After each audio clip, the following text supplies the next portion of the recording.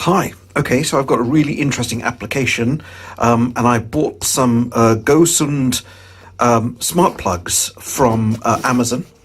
Let's see what's in the box. So in the box you get four, which is nice, smart plugs, and the smart plugs have got a single button on them, and that's all it is. Just plugs in. I like the fact that they're not much bigger than the standard plug, so therefore there's no large body that take away. You can easily fit four of those onto an extension lead if you wanted to. So you get four of those, and you get here a little manual which will tell you, no doubt, to download an app. Trying to do it with left hand when you're right-handed is well, it's just impossible. So I'm going to give up. No, here we go. So, little manual, and no doubt it will tell me to download an app. So I'm going to do that. Sorry, that was all a bit out of focus. Why am I doing it? Okay, well, I always tell people why I bought these things, and the reason is that I've got this propagator in the greenhouse with some plugs, and what I'm going to do is to have those controlled wirelessly using some device, I don't know, IFTTT on Wi-Fi. Anyway, from there all the way down to my house, which is way down there on the other side of the stable. So let me get them set up and let's see if it works. This is going to be exciting. So the first thing is, I have to say that finding the app is really easy. In the manual that comes with the Gosund product is a simple QR code. You scan that in with your camera phone, and immediately it'll take you to a website, and you can download the app from either Apple iTunes or the Google Play Store. When you load the app, after it's installed, obviously, when you load the app, it says no devices. No surprise there.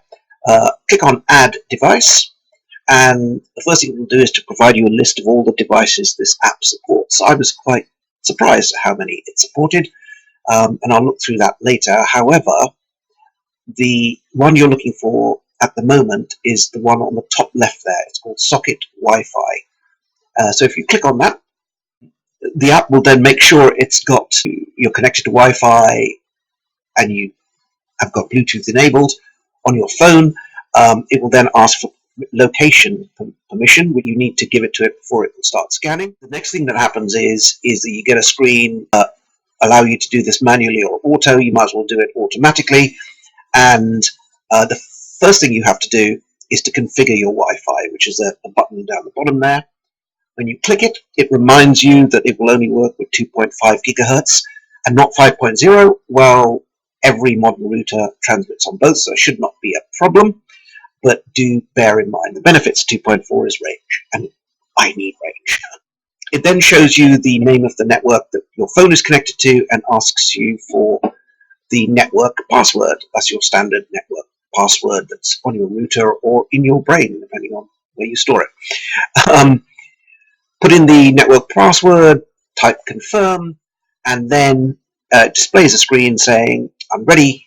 I'm ready now, and I'm going to be looking for a mini smart plug 440E. Type in next, and it's going to ask you to reset the device. So on the side of the plug, there is a little button. There's only one button on it. Press that button in for 5 seconds, release it, and you will find that the light, the button itself, is flashing fast. Mine was a blue light flashing fast. If it's not flashing, that's not good. If it's flashing slowly, that's not good. It should be flashing about once a second. So confirm that that's by pressing that button that the indicator is flashing, and you'll get another screen that's showing it's connecting. Just bear with it. It only takes a couple of seconds. You may need to move your phone closer to the plug, but then it'll tell you if you do. And then finally, you get a message saying added successfully. Ta-da! You can change the name, which is by default Mini Smart Plug, to whatever you want by using that little pen icon. And you click done, and there you go. So I have a plug called Greenhouse Propagator in this app. Close the app down and open it up again. First thing I noticed was I had a message up there saying the device has got a weak Wi-Fi signal and suggesting I moved it. You're probably not going to get this because your house, I'm sure, has got really good Wi-Fi everywhere, but I have to say I'm a long way away from the router, so I'm not surprised, but I decided to carry on anyway, because there's some buttons down the bottom. The electric button shows you your current usage on it and also a monthly usage in kilowatt hours, which is quite good for calculating costs should you want to. There is a countdown which turns the plug on for X hours or minutes and then turns it back off again. And there is a much more sophisticated schedule which allows you to repeat the schedule, days of week, etc. Can send your phone a notification or not, and you can set up quite a complicated process using that. Okay, so back to the video. There's two of them plugged in.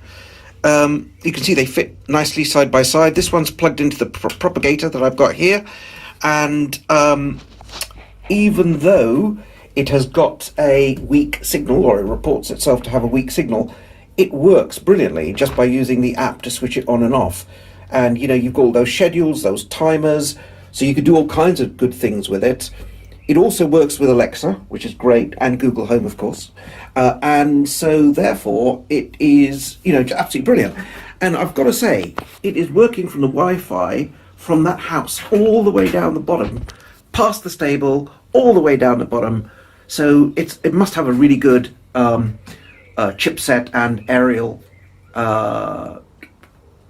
power or strength in there. Very, very good. So I've got to give it a 5-star. I actually wasn't expecting it to work, but it did. So well done, Gosund. Absolutely brilliant. And an amazing price on Amazon, of course, always is. So hope you enjoyed this. Cheers. Bye.